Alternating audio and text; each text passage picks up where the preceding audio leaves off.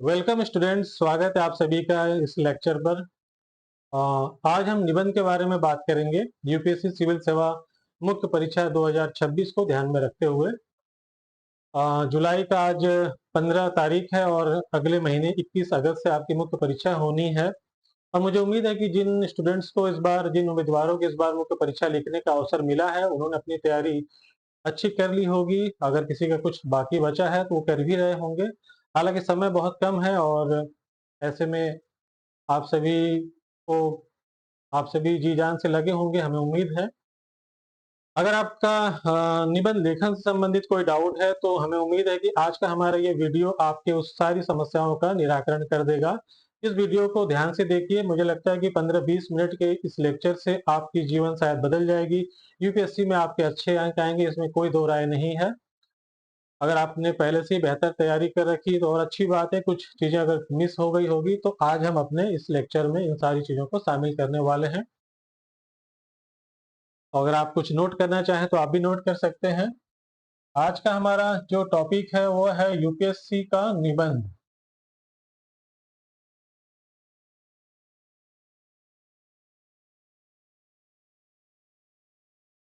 UPSC mains में आपको दो निबंध लिखने होते हैं। सबसे पहले एग्जाम नोटिफिकेशन का जो उसमें दिया गया है उस बातों को मैं बता देता हूँ। हम इसमें इन सभी बातों पर चर्चा करेंगे कि निबंध लिखने के लिए कौन कौन से तरीके आवश्यक हैं, स्टूडेंट कहाँ कहाँ गलतियां करते हैं, यूपीएससी हमसे क्या उम्मीद करता है, जो आप लोग तथ्य और एग्जाम्पल यूज करते हैं उसका कोरिलेशन आपके आगे और पीछे के पैराग्राफ से कितना होता है। कहीं आप जीएस या आर्टिकल तो नहीं लिख के चले आए निबंध का नाम निबंध की तरह, निबंध सोचकर। दोनों में क्या डिफरेंसेस है, इन छोटी छोटी चीजों पर जो आप लोग अक्सर मिस्टेक करते हैं उस पर हम डिस्कस करेंगे वन बाय वन। तो सबसे पहले थोड़ा सा देख लेते हैं कि एग्जाम का तरीका क्या है। यूपीएससी में आपको दो निबंध लिखने होते हैं और इसमें जो क्वेश्चन पेपर है, अगर आपके सामने क्वेश्चन पेपर ओपन है तो एक बार आप देख सकते हैं। दो खंड होते हैं, सेक्शन ए और सेक्शन बी, यानी खंड अ और ब। दोनों निबंध की जो शब्द सीमा है लगभग 1000 से 1200 शब्द आपको लिखने के लिए 1000 से 1200 शब्दों के बीच में इस निबंध को आपको लिखना होता है। ये दोनों निबंध आपको इसी शब्द सीमा में लिखने होते हैं। अंक की बात करें, मार्क्स यानी कितना मार्क्स है, तो ये भी आप जानते ही होंगे, बस मैं उनके लिए बता दे रहा हूँ जो फर्स्ट टाइम इस लेक्चर को सुन रहे होंगे। प्रत्येक निबंध 125 अंकों का होता है। तो आपको दो निबंध लिखने हैं तो ये 125 और 125 250 अंकों का ये आपका एक पेपर होता है, जीएस के अन्य चारों पेपरों की तरह। शब्द सीमा 1000 से 12 और प्रत्येक निबंध 100 100 अंकों के होते हैं। अब बात करते हैं कि नोटिफिकेशन में क्या लिखा हुआ है और आगे किन किन चीजों को हमें ध्यान में रखना चाहिए। तो ये कुछ बेसिक चीजें हैं जिनको बीच में मुझे लगता है कि बताना अच्छा रहता है।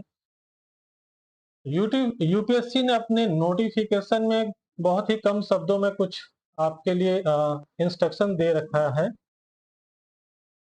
कि वो आपसे क्या उम्मीद करता है। सिविल सेवा मुख्य परीक्षा संबंधी जो भी विज्ञापन है, अगर आपके पास है तो उसको देख लीजिए। उसमें निबंध के बारे में एक बहुत ही छोटा पैराग्राफ दिया हुआ है कि आयोग आपसे निबंध के विषय पर केंद्रित रहने की अपेक्षा करता है।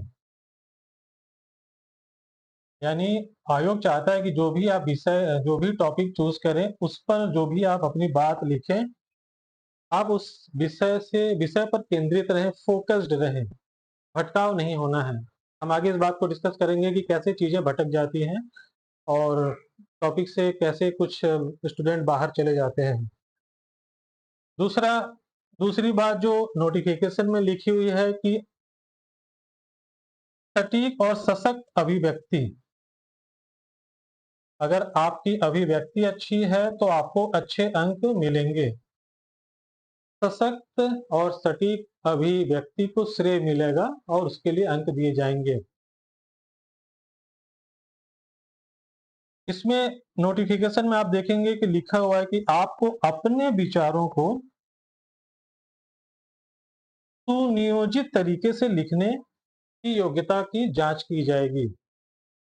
आपके अपने विचारों को सुनियोजित क्रम में लिखने की जो आपकी योग्यता है, जो आपकी शैली है, वो आयोग आपसे उम्मीद करता है कि आप ऐसे-ऐसे इन चीजों को प्रस्तुत करें।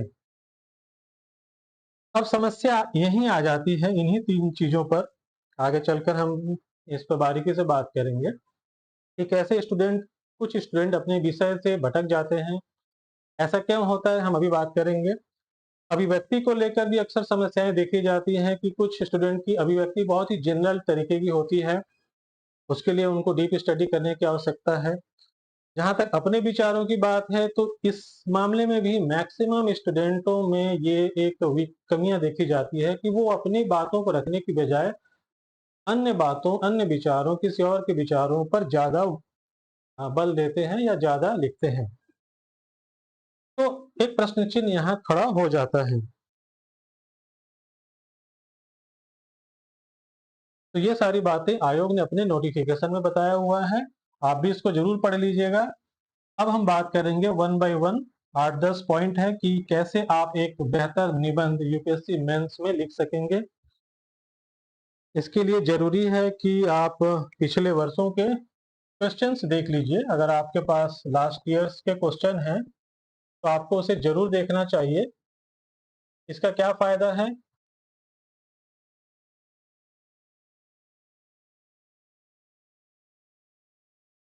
इसका फायदा ये है कि आप एक तुलना कर पाएंगे कि आज से कुछ वर्ष पहले, मतलब पिछले अगर आप 10 साल के क्वेश्चनों को सॉल्व कर रहे हैं, तो पिछले 2-3 वर्षों में आप देखेंगे या 3-4 वर्षों में प्रश्नों का जो ट्रेंड है वो थोड़ा बदल गया है। पिछले 3-4-5 वर्षों में, उससे पहले जो प्रश्न पूछे जाते थे, निबंध की हम बात कर रहे हैं, तो निबंध में सीधे-सीधे प्रॉब्लम टाइप के क्वेश्चन होते थे, जैसे नारी सशक्तिकरण या भारत की विदेश नीति, नॉन अलाइनमेंट के बारे में, उसकी प्रासंगिकता को लेकर। तो पिछले कुछ वर्षों में ऐसे ही प्रश्न आते थे जिसमें बहुत ज्यादा आपको सोचना नहीं पड़ता था, लाइनें बहुत सीधी होती थी। अगर आपके विषय से संबंधित है तो आप डायरेक्ट उस पर शुरुआत कर सकते थे। लेकिन हाल के वर्षों में अब ट्रेंड पूरी तरह बदल चुका है, और अब आप अगर पिछले कुछ वर्षों का क्वेश्चन उठा के देखेंगे तो उसमें आपको दार्शनिक टच वाले टॉपिक मिलेंगे।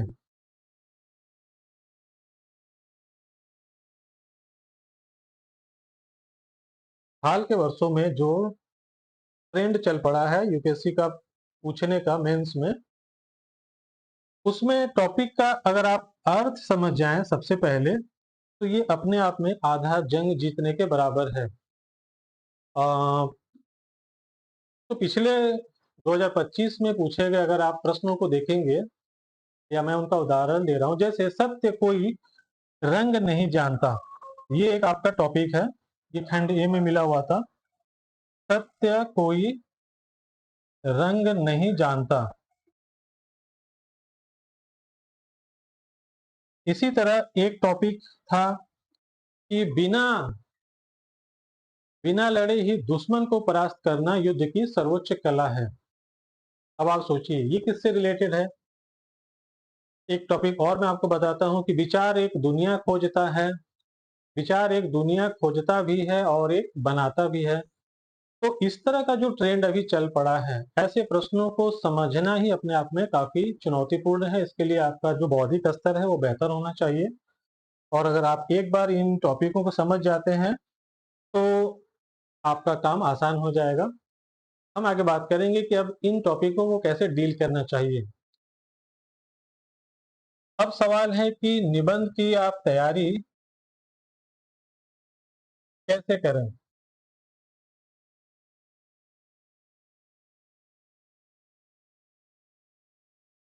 वैसे कुछ स्टूडेंट, मैंने देखा है कि प्रीवियस ईयर के कुछ सिलेक्टेड स्टूडेंटों ने ये अपना ओपिनियन दिया है कि उन्होंने कभी इसके लिए अलग से तैयारी नहीं की है, सीधे वो एग्जाम में जाकर ही उन्होंने निबंध लिखा और उनको ठीक ठाक नंबर आ गए। ये बात भी सही है, लेकिन ये बात टॉपरों, कुछ ही टॉपरों पर शायद लागू हो सकती है, ना कि सभी स्टूडेंट इसको ट्रेंड ना समझें। इसके लिए आपको विशेष और स्पेशलाइज्ड तैयारी करने की आवश्यकता है, क्योंकि बहुत सारे स्टूडेंट निबंध में जीएस की तरह लिख देते हैं। निबंध की जो शैली होती है वो साहित्यिक शैली होती है, जबकि बहुतों स्टूडेंटों को हमने देखा है कि वो एक आर्टिकल की तरह अपनी बातों को एनालाइज करते हुए चले जाते हैं। बेहतर होगा कि आप गूगल में सर्च कर लीजिए कि निबंध में और आर्टिकल में क्या डिफरेंसेस होता है। संक्षेप में मैं बता दूं कि निबंध जो होता है वो व्यक्तिगत विचारों का एक विश्लेषण है। यानी किसी भी टॉपिक पर कैंडिडेट की अपनी क्या दृष्टिकोण है, अपनी क्या राय है, ये ज्यादा इंपॉर्टेंट रखता है। और निबंध जो है वो आप किसी एग्जाम में या अपने इन्हीं चीजों पर लिखते हैं। आर्टिकल वगैरह न्यूज़पेपर में लिखा जाता है, जिसके लिए तथ्य और डेटा वगैरह ज्यादा इंपॉर्टेंट होते हैं।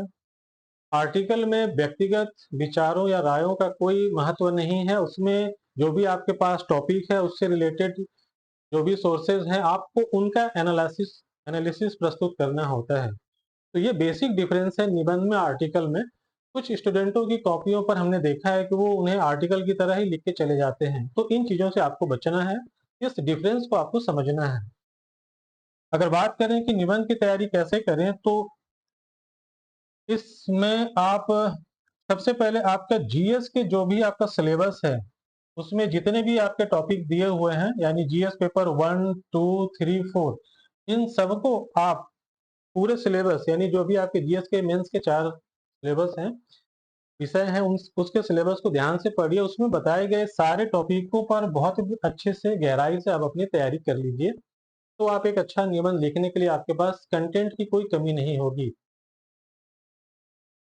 इसके साथ साथ अब आपको करंट पे भी थोड़ा सा ध्यान देना पड़ेगा, ताकि आप जो भी बातें निबंध में यूज करें, करंट अफेयर्स चाहे अखबार से हो, इंटरनेट से हो, चैट जीटीपी से हो, कहीं से भी हो, आपको रिसेंट एग्जाम्पल्स डेटा पर थोड़ा सा काम करना पड़ेगा, ताकि आप कोई भी चीज उसमें पुट कर सकें। बहुत ज्यादा नहीं, पर ये चीजें आपको रखना पड़ेगा। फॉर एग्जाम्पल, अगर कहीं आप एचडीआई रैंकिंग का जिक्र कर रहे हैं, तो आपको पता होना चाहिए कि वर्तमान में भारत जो है किस रैंक पर है। अगर आप कहीं ऐसा लिखने जा रहे हैं कि वहां आपको जीडीपी में भारत किस पोजीशन पर है।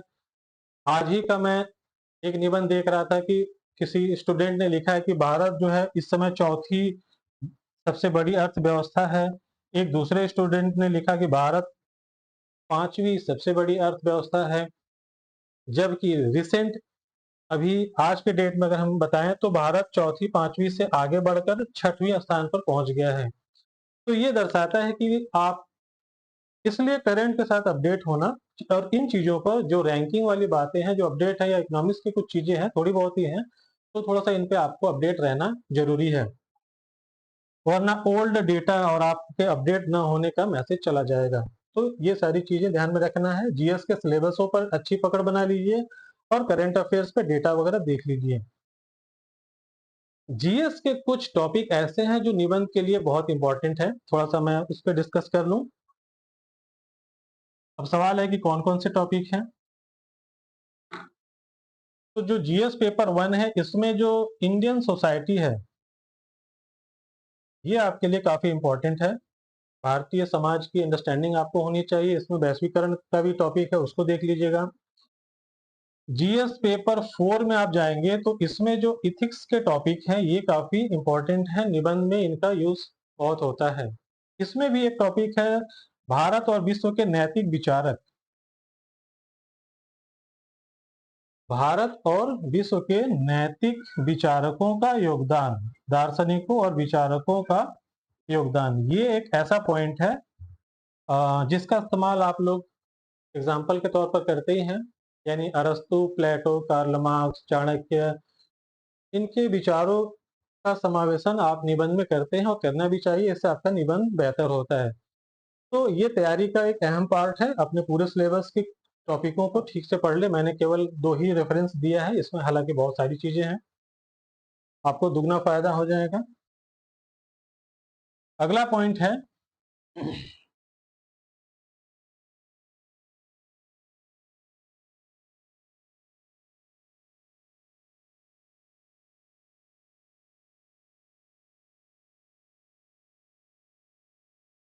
ये इंपॉर्टेंट पॉइंट है कि स्टूडेंट कहाँ कहाँ गलतियां करते हैं, मिस्टेक्स।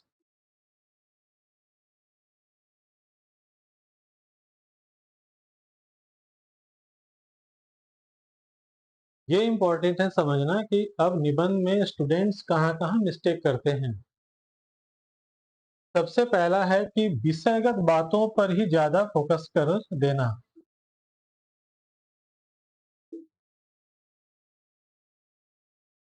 यानी अगर कोई टॉपिक हिस्टोरिकल टच लिए हुए है, तो जिन स्टूडेंट्स का, जिन उम्मीदवारों का ऑप्शनल इतिहास होता है, वो 3-4 पेजेस इतिहास से संबंधित बातों को ही लिख देते हैं। अगर कोई टॉपिक ऐसा है जिसमें वो आपदा, सॉरी, पर्यावरण से संबंधित अगर कोई टॉपिक है, तो जिन विद्यार्थियों का ऑप्शनल भूगोल होता है, वो भौगोलिक दृष्टिकोण से बहुत चीजों को विस्तार कर देते हैं। अगर कोई टॉपिक ऐसा है जिसमें दार्शनिक पक्ष है, और अगर किसी स्टूडेंट का विषय फिलॉसफी है, दर्शन शास्त्र है, तो फिर वह भी इसी धारा में बह जाता है। इन चीजों से आपको बचना है। मैं एक बार फिर से रिपीट कर दूं कि मान लीजिए किसी स्टूडेंट का विषय ऑप्शनल हिस्ट्री है, और उसको निबंध का टॉपिक मिल गया कि इतिहास अपने आप को दोहराता है, एक बार मजाक की तरह और एक बार कॉमेडी की तरह और एक बार फार्स की तरह। ये पिछले 1-2 साल पहले पूछा गया था। तो हमने देखा है कि मोस्ट ऑफ द स्टूडेंट जो है वो पूरी इतिहास की ही बातों को लिख देते हैं। तो ये तो ठीक है, टॉपिक ही हिस्ट्री का था। कभी कभी टॉपिक हिस्ट्री का नहीं भी होता है, फिर भी स्टूडेंट क्या करते हैं, 4-5 बातें वही प्राचीन काल से शुरू करते हैं, 4-5 पेज। यानी अमूमन एक निबंध आप लोग 10 पेज में लिखते हैं, तो 3-4, 4-5 पेजेस ऐतिहासिक धारा में बह गए, या किसी दो विषय को इतना लंबा कर दिया गया कि अन्य विषयों के बारे में, अन्य आयामों को शामिल करने का आपके पास पेज ही नहीं बचा। अगर आप 10 में से 50% ऐसी बातों को लिख देते हैं जिसका आवश्यकता 10 या 15% है, तो फिर आप बाकी चीजों को कैसे लिखेंगे? तो ये एक बहुत बड़ी समस्या है, मेजर मिस्टेक है, इसको ध्यान में रखना है। कोशिश यही करना है कि आप, क्योंकि मैक्सिमम टॉपिक ऐसे होते हैं जिनका हिस्टोरिकल बैकग्राउंड होता है और उससे हमें आरंभ करते हैं और करना भी चाहिए, तो 1 से 2 पेज में ये आपका इसका सॉल्यूशन है कि अगर आप आरंभ करना चाहते हैं हिस्टोरिकल बैकग्राउंड से, तो 1 से 2 पेज में ही बताकर आप आगे बढ़ जाइए, ताकि अन्य आयामों के लिए भी आपके पास समय होगा और पेजेस होंगे, शब्द सीमा लिखने का आपके पास ये रहेगा। दूसरी गलती इसमें, गलती या इसे हम कमियां कह लें, कि वही घिसे पीटे और पुराने एग्जाम्पल्स, इन्हीं चीजों का रिपीटेशन अक्सर देखा जाता है। फॉर एग्जाम्पल, कोई भी टॉपिक हो, हमने देखा है कि राजा राम मोहन राय, ईश्वर चंद्र विद्यासागर,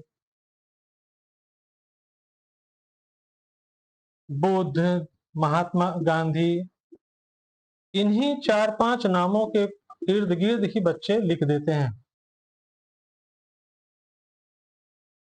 पिछले 10 वर्षों से मैं देख रहा हूं, मोस्ट ऑफ द स्टूडेंट कोई भी बात लिखना हो, समाज सुधार का कोई पॉइंट वो लिख रहे हैं, तो राजा राम मोहन राय, ईश्वर चंद्र विद्यासागर, दयानंद सरस्वती, इनका जिक्र करते हैं, जो ठीक भी है। फिर अगर कोई ऐसी बातें हैं, ज्ञान प्राप्त से संबंधित कोई टॉपिक है, तो भगवान बुद्ध और जैन धर्म के महावीर स्वामी का जिक्र करते हैं। मोस्ट ऑफ द बातों में गांधी को कहीं ना कहीं से जोड़ ही दिया जाता है, तो ये ठीक है, ये गलत नहीं है। लेकिन इस चीज को देखते देखते अगर मैं 5-10 साल से थक गया हूं, तो आप कल्पना करिए कि यूपीएससी में भी जो एग्जामिनर होगा और मेरी तरह कई सालों से इस काम को कर रहा होगा, तो भी थक चुका होगा। तो थोड़ा सा आप और हटके सोचिए और मौलिक एग्जांपल्स भी इनके साथ जोड़िए। मैं ये नहीं कहता कि आप इनको मत लिखिए, इनको भी लिखिए, लेकिन इनके साथ कुछ अन्य एग्जाम्पल को भी जोड़िए। जैसे अगर आप समाज सुधार के ही पॉइंट में लिखते हैं, तो पंडिता रमाबाई का भी नाम आप ऐड कर सकते हैं, ज्योतिबा फूले हैं, उनका भी नाम आप ऐड कर सकते हैं। बहुत सारी जगहों पर भीमराव अम्बेडकर को भी जोड़ दिया जाता है, वो भी ठीक है। तो ये आपको ध्यान में रखना है कि एग्जाम्पल्स, उदाहरण जो आप बताएं, वो थोड़े से ऐसे हों जो आप ये खुद सोचिए कि और बच्चे उनका यूज ना करते हैं। या उनके साथ नए को भी आप ऐड कर लीजिए, नए एग्जाम्पल्स एक दो। ये इतिहास का बात है। अब मैं आपको एक और इंटरेस्टिंग बात बताता हूँ। ये कोई गलती नहीं है, पर इससे आपके नंबर बहुत ज्यादा नहीं आएंगे, यही इसमें एक समस्या है। जैसे जलवायु परिवर्तन, ये एक इम्पोर्टेंट वैश्विक घटना है। बहुत सारे बच्चे, मैंने देखा है कि दार्शनिक पक्ष है, यानी जो निबंध का टॉपिक है, इस सब के कोई रंग नहीं जानता।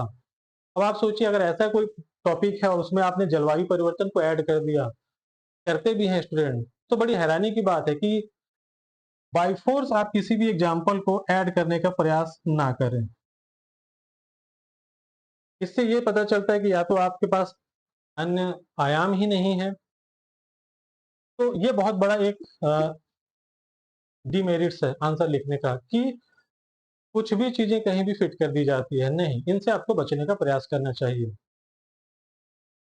अगला एक पॉइंट है कि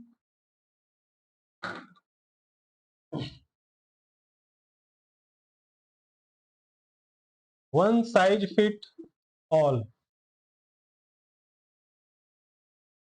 ये क्या है?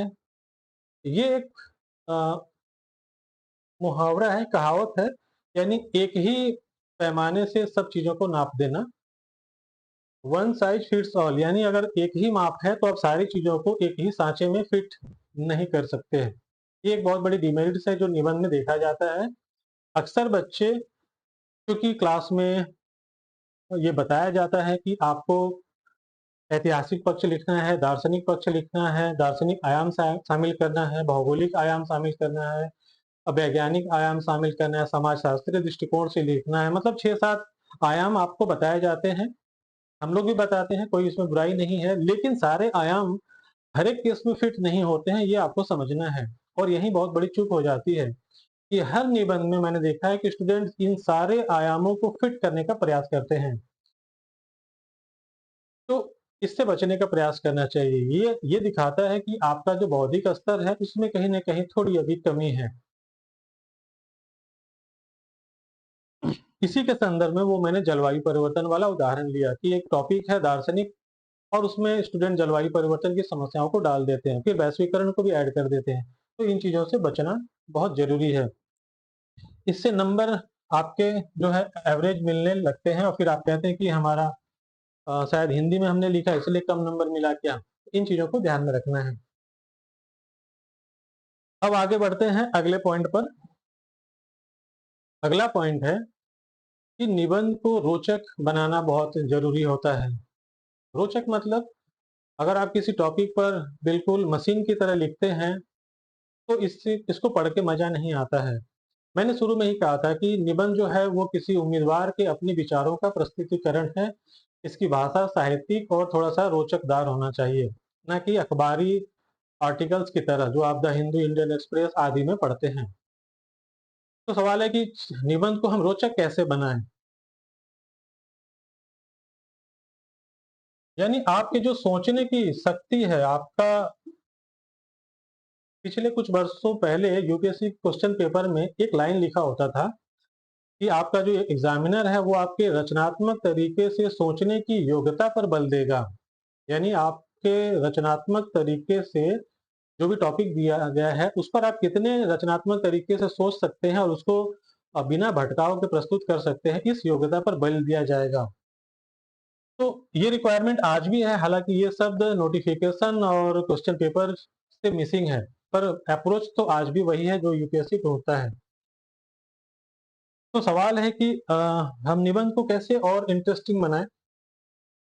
निबंध को रोचक बनाने के कई तरीके हैं कि आपका जो अध्ययन का दायरा हो वो केवल जीएस के ही विषयों तक ना हो, बल्कि आप थोड़े बाहर की दुनिया से भी अपने आप को जोड़िए।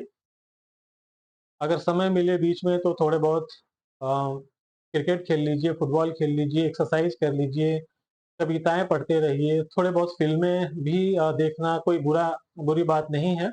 ये सारे अनुभव, ये सारे नॉलेज आप अपने निबंध में यूज करेंगे, मैं इस दृष्टिकोण से आपको बता रहा हूँ। और ये चीजें आपके निबंध को बेहतर बनाती है। मान लीजिए आपने कोई निबंध लिखा और उसमें आपने कबीर की कुछ पंक्तियां जोड़ दी, तो ये बेहतर लगता है। इसी तरह तुलसी की कुछ दोहे की लाइनों को भी अगर आप मेंशन करें, तो ये निबंध के प्रेजेंटेशन और उसके कंटेंट को बेहतर बनाता है। इसके साथ साथ आप, जैसा कि मैंने बताया कि दुष्यंत कुमार की गजलें हैं, उनकी कविताएं हैं, उनका भी आप रेफरेंस देंगे तो बेहतर होगा। रामायण महाभारत जो भी हमारे धर्म ग्रंथ है, वहां से अगर कोई ऐसी बात आपको मिलती है जो निबंध में विषय वस्तु में आपको डालना चाहिए, तो उनको भी डालिए। इस समय वर्ल्ड कप फुटबॉल चल रहा है, आप उसको भी देखिए, तो वहां से भी सीखे गए खेल के नियमों, खेल के जो स्पिरिट जो होता है, खेल भावना जो होती है, इन चीजों पर भी बारीकी से नजर बनाए रखिए। और जब आपको ऐसा कोई टॉपिक मिलता है, तो उसमें अगर आप यूज करेंगे तो आपका निबंध पढ़ के बहुत मजा आएगा, इसकी रोचकता बढ़ेगी, और आपके सोचने की जो डाइवर्सिटी है उसका एक मैसेज जाएगा इवेल्युएटर के पास कि कैंडिडेट का नजर कई चीजों में होता है, और यही चीज इसमें ढूंढी भी जाती है। यानी विषय के साथ साथ आपको थोड़ा सा अपने बाहरी दुनिया, अपने समाज के आसपास जो भी घटनाएं घट रही हैं, उन पर भी नजर बनाए रखिए और अपने विचारों के अकॉर्डिंग लिखिए, अपने अनुभवों को इसमें शामिल करने का प्रयास कीजिए। यानी पूरी तरह से किताबी बातें ही ना लगे, इसको ध्यान में रखना है आपको। तभी जाकर आपका जो निबंध है वो काफी इंटरेस्टिंग बनेगा और वो सर्वसमावेशी की तरह दिखेगा। यानी जितनी ज्यादा विविधता होगी, उतना ज्यादा आपको अंक भी मिलने की पूरी संभावना होती है। इसे आपने अगर नोट कर लिया तो मैं इसे मिटा देता हूं। अब आते हैं अगले पड़ाव पर।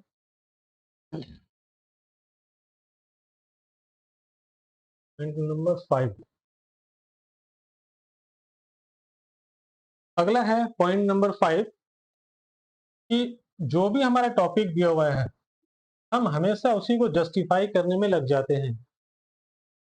यानी जो बातें बताई गई है, हम उसी की दिशा में उसी को सिद्ध करने में पूरा 8-10 पेज जितना भी आप लिखते हैं, 1000 से 1200 शब्दों के बीच, उन्हीं बातों को जस्टिफाई करने लग जाते हैं। ऐसा मैक्सिमम स्टूडेंट करते हैं, बहुत लोग ऐसा नहीं करते हैं। तो आपको अपनी बातों को थोड़ा सा इसमें आपको क्रिटिकल होना पड़ेगा। क्रिटिकल इन द सेंस कि आपको किसी भी चीज के पक्ष और विपक्ष दोनों नजरिए से चर्चा करना ठीक रहेगा, करना भी चाहिए।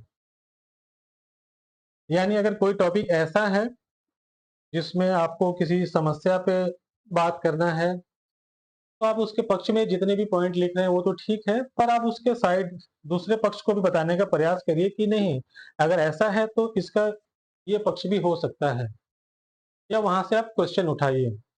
तो ये भी एक अच्छा अप्रोच है कि सीधे हम हर चीज को समर्थन ना करें, बल्कि दूसरे डायमेंशन से भी सोचें।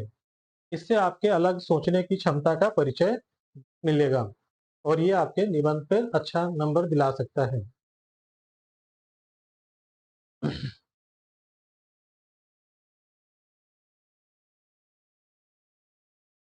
अगला पॉइंट है question answer style. Sorry, question पूछना, प्रश्न पूछना। यानी जब आप निबंध लिख रहे हो, तो बहुत अच्छा होता है कि जो भी टॉपिक आपको दिया गया है, आप उससे कुछ प्रश्न उठाइए। जैसे एक टॉपिक मैंने अभी बताया था कि सत्य कोई रंग नहीं जानता। मान लीजिए ऐसा कोई टॉपिक है, या सत्य का कोई रंग नहीं होता, कुछ भी हो, सत्य कोई रंग नहीं जानता। तो जैसा कि अभी मैंने 5वें पॉइंट में बताया कि आपको बस अब इसी को सिद्ध करने का प्रयास नहीं करना चाहिए, जस्टिफाई करने की कोई आवश्यकता नहीं है। पहले के आप शुरुआत के 5 या 4-5 पेजेस में या 7-8 पेजेस में इससे संबंधित जो भी बातें आप लिखते हैं लिखिए।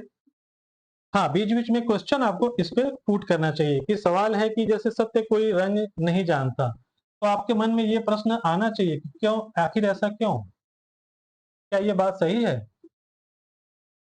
तो क्वेश्चन आंसर शैली यानी प्रश्नात्मक शैली निबंध में इस्तेमाल करने का प्रयास करिए। ये निबंध के विषय को और बेहतर बनाने का प्रयास करता है।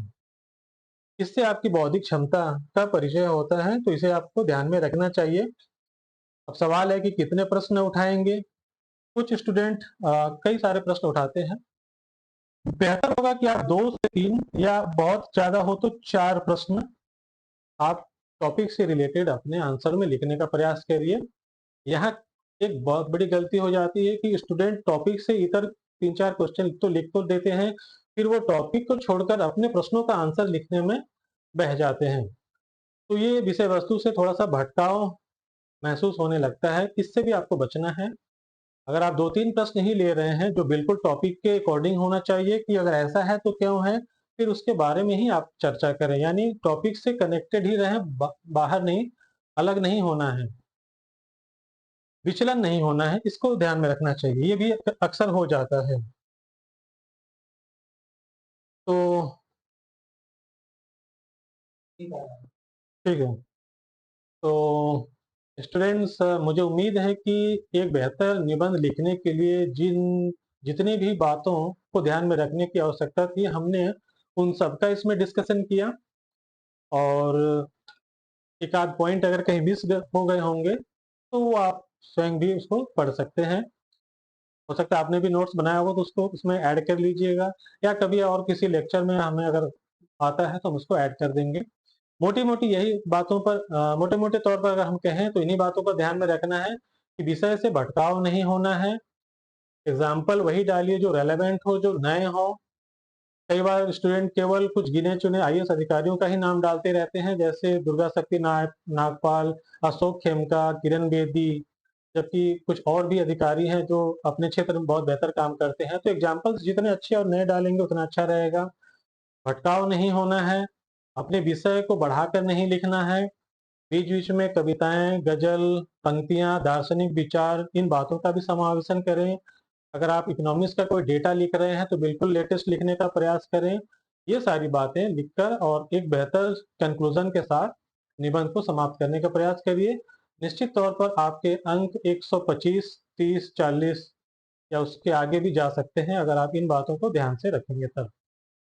अगर आप अपना कोई निबंध लिखकर हमसे दिखाना चाहें, इवैल्यूएट करवाना चाहें तो व्हाट्सएप नंबर हमारा स्क्रीन पर आपको दिख जाएगा। इस पर आप अपने पीडीएफ भेजकर और कॉल के माध्यम से डिस्कस कर सकते हैं। आज के लिए बस इतना ही। Thank you for watching this video. नमस्कार।